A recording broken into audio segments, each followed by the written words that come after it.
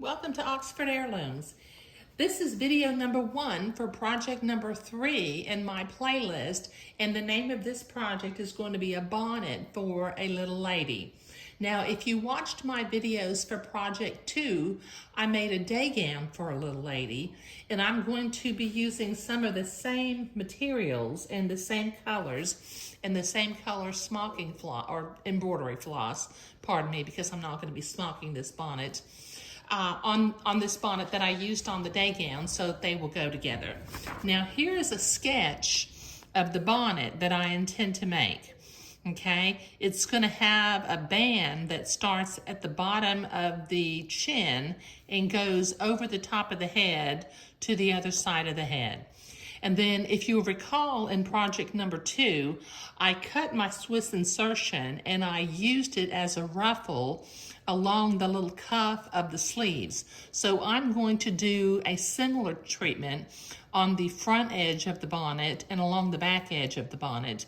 And then there will be some fabric that gathers with a ribbon in the back with a longer, wider ribbon underneath the chin to tie the bonnet on.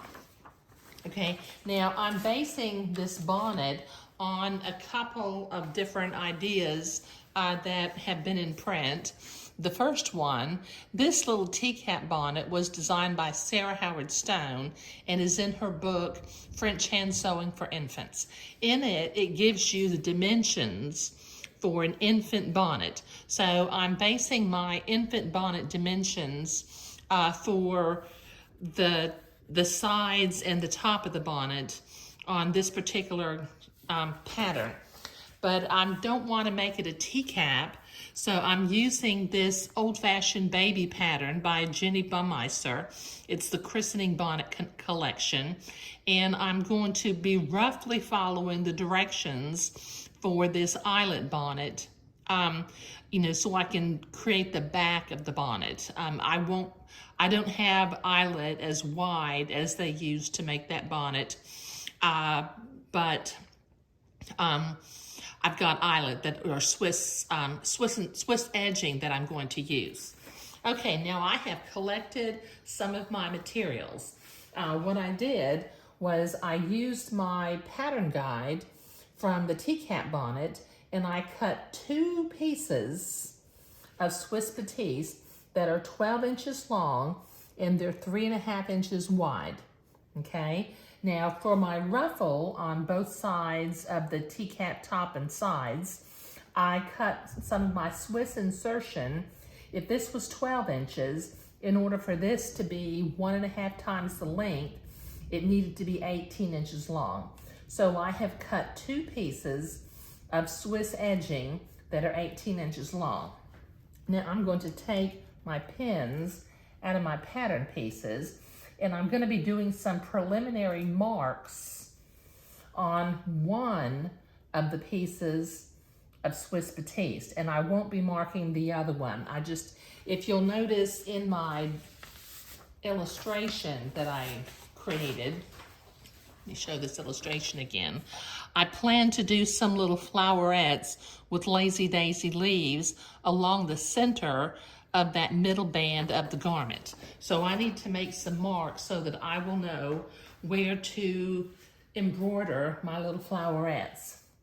Okay, the first thing that I'm going to do is I'm going to take this rectangular piece of fabric and I'm going to fold it in half, and then I'm going to fold it in half again, and at this top corner, which represents the very center of the bonnet, I'm going to take my blue fabric marking pen and I'm going to draw a little dot.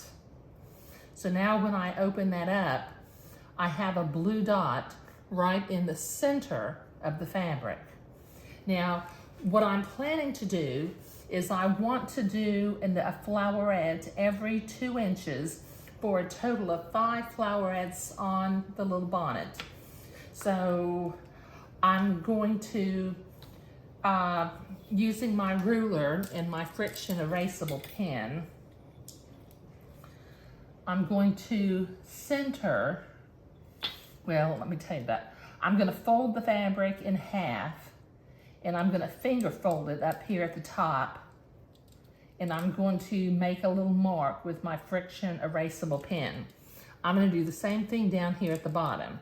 I'm gonna fold it in half, finger fold a little crease, and draw another little mark. Now I've got a mark in this very middle center, and I've got marks in the center at either end. So what I can do now is I can take my ruler, this is an 18-inch ruler, so I'm gonna line up that center dot at the 9-inch mark. And then I'm gonna line my ruler up with the 2 friction erasable marks that I made on either end of the piece of fabric. Now using my blue fabric marking pen, I'm gonna mark at starting at 9 inches. If I move 2 inches, that takes me to 11 inches. And if I go another 2 inches, that takes me to 13 inches. Now going the other direction, from 9, I'll drop down to 7 and 5.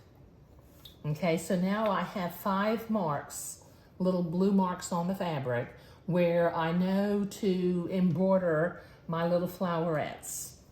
Okay, the next thing I'm going to do is I'm going to need 2 pieces of entredot the same length as the bonnet piece, or as the top and the side piece.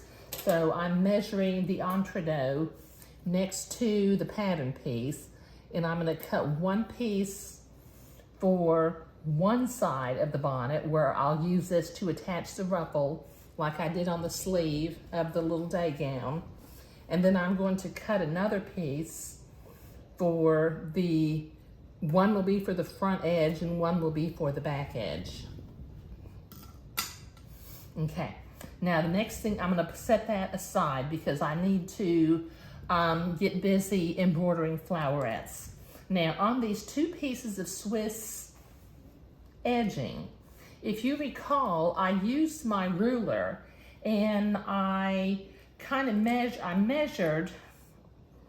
used my ruler and I put the ruler on the Swiss edging, and I need to be about 1/2 inch from the top edge of the Swiss insertion, but I need to be about 3/4 inch away from the embroidery. So I've got that lined up, and using my friction erasable pen, I'm gonna draw a line where I can cut this Swiss edging a little bit narrower.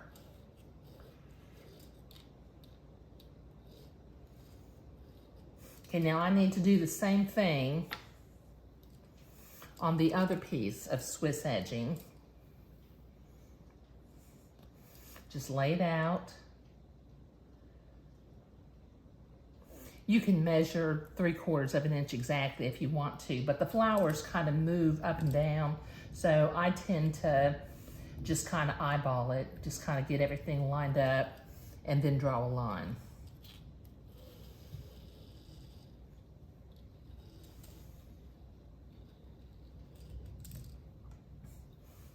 Okay, now I've got my 2 lines drawn, so I'll use my fabric cutting scissors, and I will cut the excess off of these 2 pieces of Swiss edging, and then they will be ready for me to attach them to the entredot and then to the sides of the bonnet. I also have some 5/8 inch lavender silk ribbon and some 1/4 inch lavender silk ribbon that I'm going to be using on this bonnet.